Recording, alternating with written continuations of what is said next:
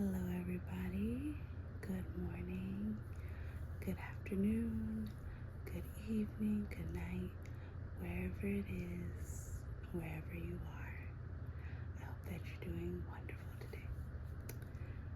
So, today I'm going to be reading chapter 2 from this book, As Old as Time. So, you can go ahead and just sit back and relax and let me read to you. So we're going to pick up where we left off. And I'm just going to go ahead and remove our little trusty dusty bookmark.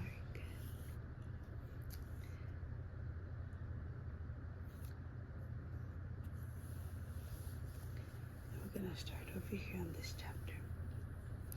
It's called Before the Beginning.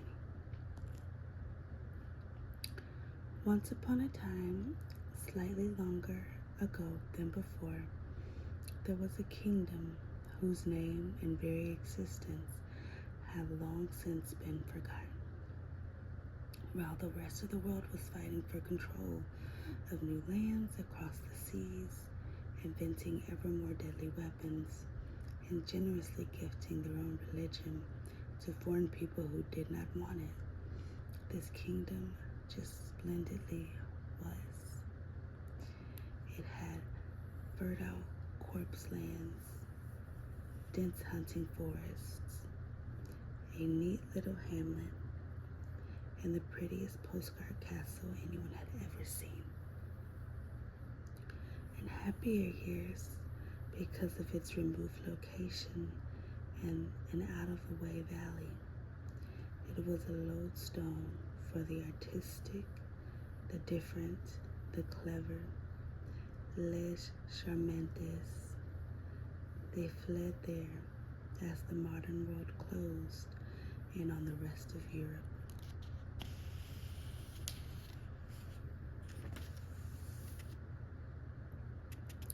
The little kingdom passed the Dark Ages and the Renaissance peacefully and uneventfully. Only now were the diseases of the civilized man finally catching up. Even so, here there were still fortune tellers who could actually tell your fortune, farmers who could pull water from stones during the dry seasons, and performers who could really turn boys into doves, and sometimes back. The kingdom also drew those who didn't have powers, precisely, but their own unusual natural talents and quirks. Those who felt comfortable among the other folk, misfits and dreamers. Poets and musicians, nice oddballs finding refuge there in the world that didn't want them. One was a young man named Maurice, the son of a tinker. He had both the will to wander and the skill to fix and invent. Unlike his father, however, he felt a change in the ancient air of Europe. Wonderful, mechanical change. A fortune filled with weaving mills powered by steam, balloons that could carry people to far-off lands, and stoves that could cook meals all by themselves.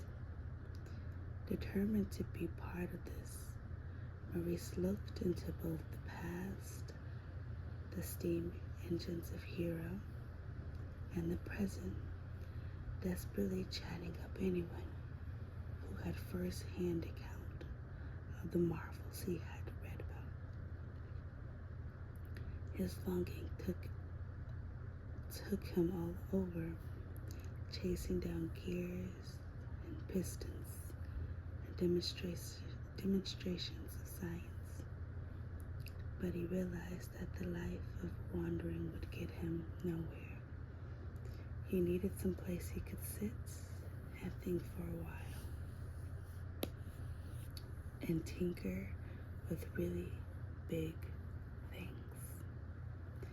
Machines that required huge fires and mighty smelters. Someplace he could store all of his junk. In short, he needed a home.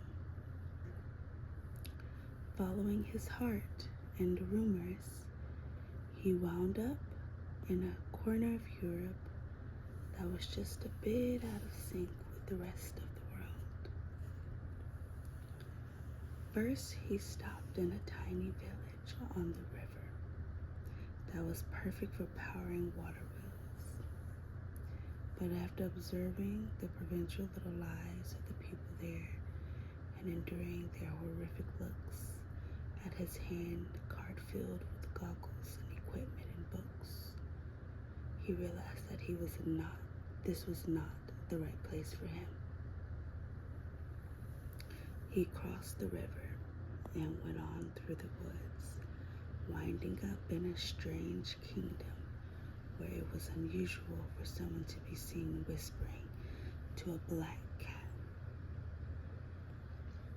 and the black cat whispering back, or having a drink at the local pub, still covered in silver soot from the day's work, and wearing dark makeup goggles where he could fit in. Maurice immediately struck up a friendship with some local lads and ended up renting a place with one of them, Alaric. More into animals than machines, managed to get them a cheap room at the back of one of the stables where he hired himself out as a groomsman. While the lodging itself was tiny and reeked of horses,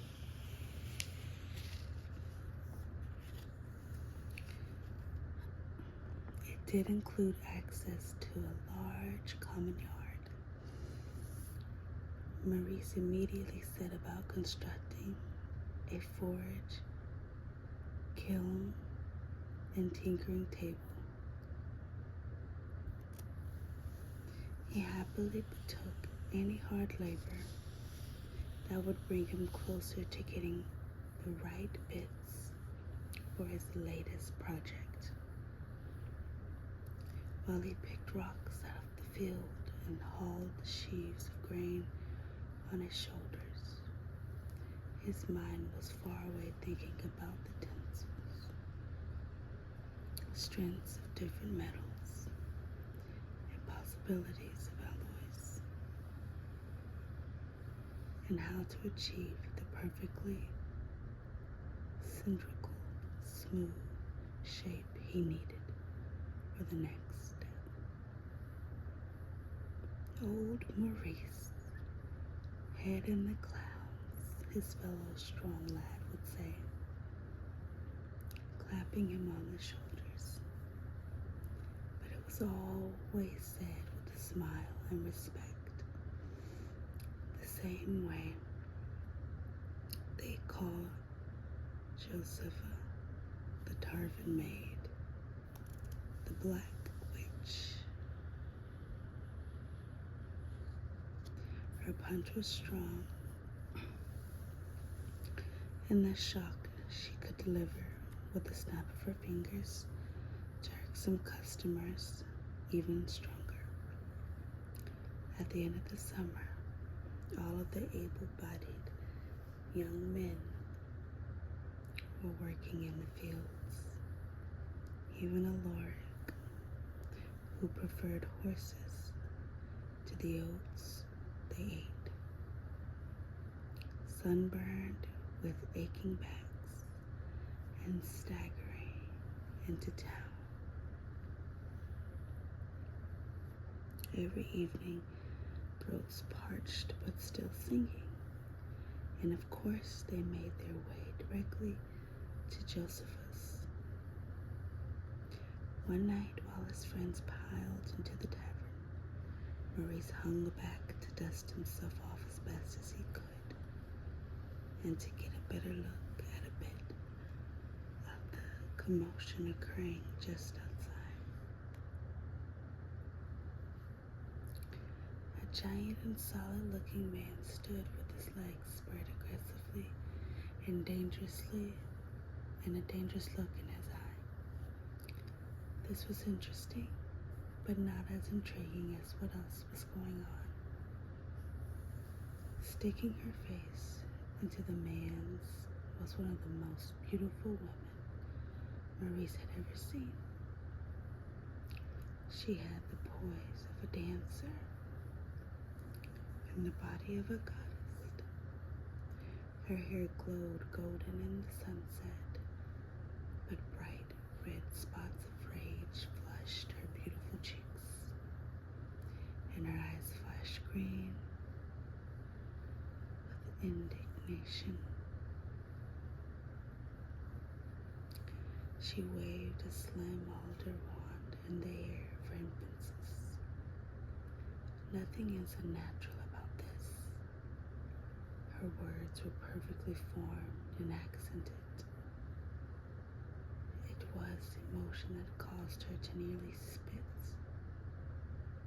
Anything God makes is natural, by definition. And well, all of us are the children of God. You are the children of the devil, the man said calmly, lazily, like someone who knew he was going to win. But here, as a test, you shall be wiped from the earth, like the unnatural dragons of old, you mouthy hag, unless you purify yourself. Purify? The girl actually spat this time. I was baptized by the Monsignor himself, so that is at least one more bath than you've ever had. You son of a pig. The man made a movement, a very slight one, reaching to his waist, as good-natured as Maurice was. He had traveled enough to know what that signaled. A knife, a pistol, a backhand across the face, something violent. He acted immediately, moving to run over to help her. But it was all over before he took a single step. There was a flash brighter than lightning, completely silent. Everything went stark white. After a few moments, Maurice could see again. The girl was storming off angrily, but the man stood there. There was indeed a pistol in his hand that he had meant to use. It fell to his side, now forgotten. More pressing business occupied the man's attention. Where his nose had been, there was now a bright pink snout. Son of a pig, Maurice repeated slowly, beginning to smile. Pig. He chuckled to himself and finally went into the tavern. He found a lord with his usual gang, along with someone new, a thin, drawn-looking man who folded his body over and brought his shoulders together like an insect. A very unhappy one. His clothes were dark, and the expression on his face nervous and dour. In every way, the exact opposite of the fair-haired and sunny groomsman. Maurice moved toward them slowly, still thinking about the incident outside. Not the flash or the fight or the pig's nose, but the way the setting sun had gleamed on the girl's dresses. Alaric impatiently pulled him down into the seat between himself and the brooding fellow. Here, sit already. Have you met the doc yet? I don't think you have. Frederick? Maurice? Frederick. Maurice nodded absently. He hoped he wasn't being rude without asking. Josepha placed a tankard of cider down in front of him. Pleased to meet you, Frederick said crisply, if gloomily. But I'm not a doctor. I keep telling you that. I was meant to be one once. What happened, Maurice asked, trying to remember his manners. Frederick, he noted, had a tiny glass of something expensive. He must have come from some learned professional background. My parents sent me away before I could complete my studies. They sent me to this lovely little place. They paid me off to come here. Frederick here has a talent, Alaric said meaningfully, tugging on the end of his cap. He can see the future. Oh, hey, Maurice said, impressed. Not really, not always, only a little, Frederick protested, shaking his head just enough for my family to exile me here to be with people like myself who would understand it or possibly remove it with more magic. I was in university. I was going to apprentice to a surgeon. I was going to be a doctor. Alaric caught Maurice's eye above Frederick's head and made a face.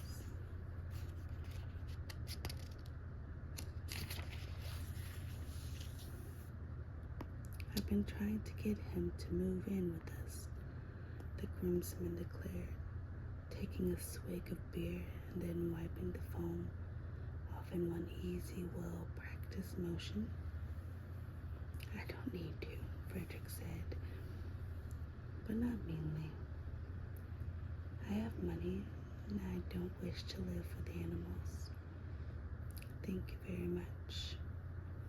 Also, I already have a bit of an additional income. The king and queen summoned me to attend their royal infant. A cold, he added quickly. Nothing else was wrong with him, and nothing I or any real doctor could fix. Ignoramus. Anyway, they have hired me as their occasional consulting physician, and I do not require your charity. Thank you. Come on, don't you want to bunk with a couple of lads your age who can show you around, rather than rent a room all by yourself at the top of some widow's drafty attic? Thank you for your concern, Frederick said again. Not unkindly, it was more like he didn't know any way to be other than perfectly polite. But it left a strange hole in the conversation. Alaric, that girl, Maurice began, outside the tavern before, there was a beautiful girl with golden hair. She turned a man's nose into a pig's snout.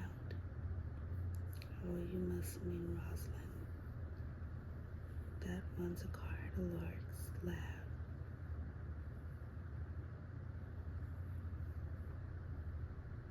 It's a bit excessive, Frederick said, making a sour face.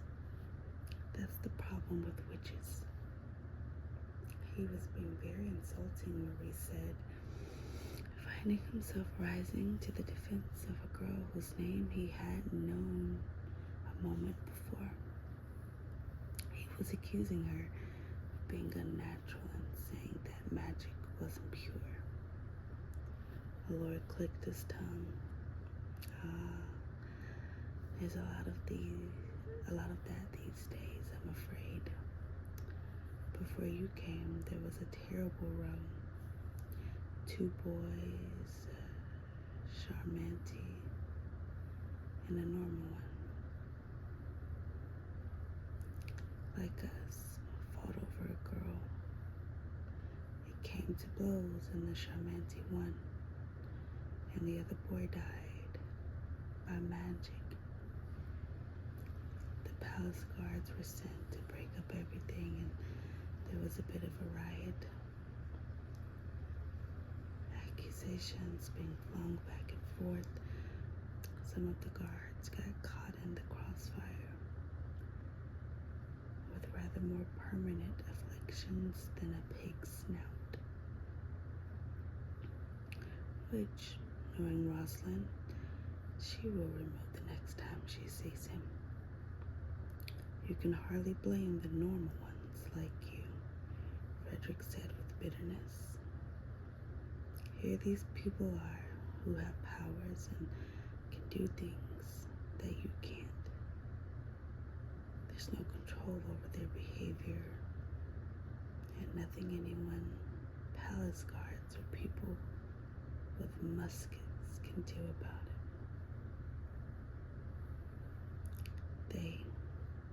We, I suppose, need to be controlled or made less dangerous. It was 2 boys fighting over a girl, Lord pointed out patiently. And it happens all the time. Boys die over that sort of thing in normal duels. This one just happened to involve magic. You can't get all worked up about it. At the very least, if there must be unnatural things, people should hide it rather than flaunt it. Besides, magic always comes back on itself. Everyone knows that. She should know that. Rosalind. Maurice said, trying the name out on his tongue. Oh no, Lord said with wide eyes. Maurice, say it isn't so. Not so soon in our relationship. Her hair, Maurice said thoughtfully, is the exact color of the inside of my kiln when it's hot enough to melt iron. Oh, good. We're all safe then, Aloric said with a sigh, shouldering Frederick companionably. With lines like that, we don't need to worry about coming home to find a ribbon on the door and being forced to find another place to stay the night. I have said I am not rooming with you, Frederick repeated patiently, but Maurice was no longer listening.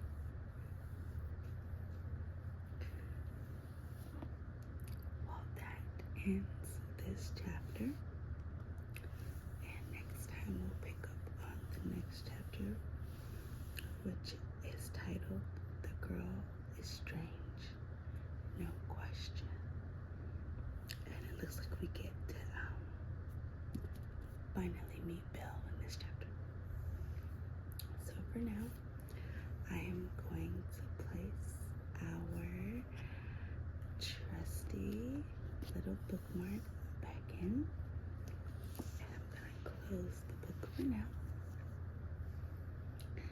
And I hope that you enjoyed the reading. I do apologize if I mispronounced any of the names in the book. But as always, I hope that you enjoyed the video, and I hope that you enjoyed the chapter that we read today. And I hope that you will join me back here for chapter 3 very, very soon. And I will see you all then. Thank you so much for joining me. If you did please comment, subscribe, like the video. Let me know what you think. If there's anything that you would like for me to read for you. And I will catch you in the next